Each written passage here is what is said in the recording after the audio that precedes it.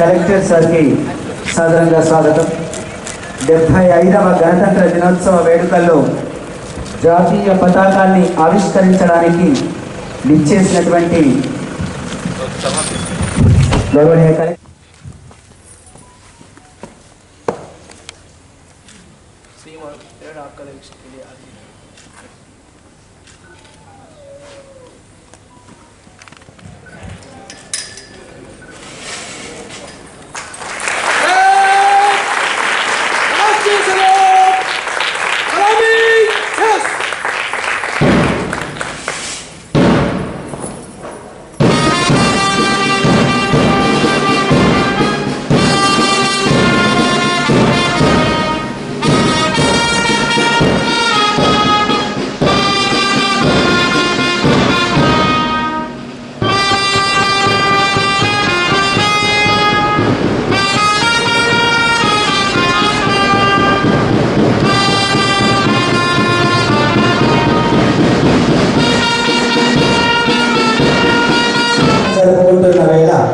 మువ్వన్నెల జెండా నింగిలో రెపరెపలాడుతున్న వేళ జెండా ఒక్కడే 3 వన్నెలది అని ప్రతి భారతీయ పౌరుడు ఉప్పొంగి పలుకుతున్న వేళ మనల్ని ఉద్దేశించి గౌరవనీయ కలెక్టర్ గారు గణతంత్ర దినోత్సవ సందేశాన్ని అందించవలసిందిగా సహృదయంగా మరియు రుణ సదుపాయం కల్పించడం జరుగుతున్నది.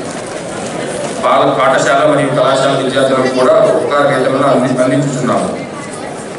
సమర యోధులను గౌరవనీయ కలెక్టర్ గారు సన్మానిస్తున్నారు. మనమందరం చప్పట్లతో అభినందిద్దాము.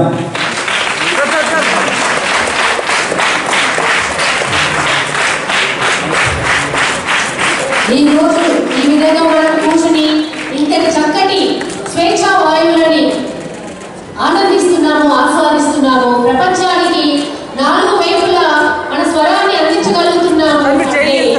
ఆనాడు వారు చూపిన చొరవ ప్రాణాల కంటే దేశమే విన్నా అని వారు ప్రేమించిన భారతాన్ని వారి ఆకాశ వీధులలో నిలిపిన ఆ ఔన్నత్యానికి గుర్తుగా ఈనాటి మన స్వాతంత్ర వీరులని మనము ఎంతో సంతోషంగా హృదయపూర్వకంగా సన్మానించుకుంటున్నాము గణతంత్ర దినోత్సవం సందర్భంగా. జననీ జన్మభూమిశ్చ స్వర్గాదపి గరీయసి, తల్లి జన్మనిచ్చినటువంటి నేల ఈ రెండు కూడా స్వర్గం కంటే గొప్పని అని రామాయణం మనకు అందించింది. అట్లా ఈ భారత భూమి కోసం తమ రక్తాన్ని త్యాగపోసినటువంటి త్యాగ ధనులను జనవరి 2024 వరకు జరిగిన మొదటి ప్రజాపాలన కార్యక్రమంలో మహాలక్ష్మి, రైతు భరోసా, గృహజ్యోతి, ఇందిరమ్మ ఇల్లు, యువ వికాసం మరియు చేయుత పథకముల కింద ప్రజల వద్ద నుండి దరఖాస్తులు స్వీకరించి కంప్యూటరీకరణ చేసి పథకాల వారీగా వివరాలను ప్రభుత్వానికి సమర్పించడం జరిగింది.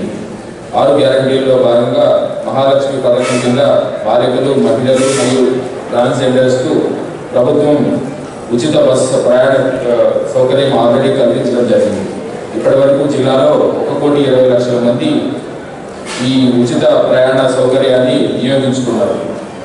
పేదలకు మెరుగైన వైద్య సేవల సదుపాయాల విషయంలో ఏ వ్యక్తి ప్రాణాలు కోల్పోకూడదని ప్రజల ఆరోగ్య భద్రతకు అత్యంత ప్రాధాన్యత ఇచ్చిన రాష్ట్ర ప్రభుత్వం రాజీవ్ ఆరోగ్యశ్రీ అనే పథకాన్ని తిరిగి ప్రస్తుత అవసరాలకు తగ్గట్టుగా సేవలను మరింత విస్తృతపరిచే ఉద్దేశంతో 10 లక్షల రూపాయల వరకు ఉచిత వైద్యం పొందేలా కొత్త పథకాన్ని ప్రారంభించడం జరిగింది.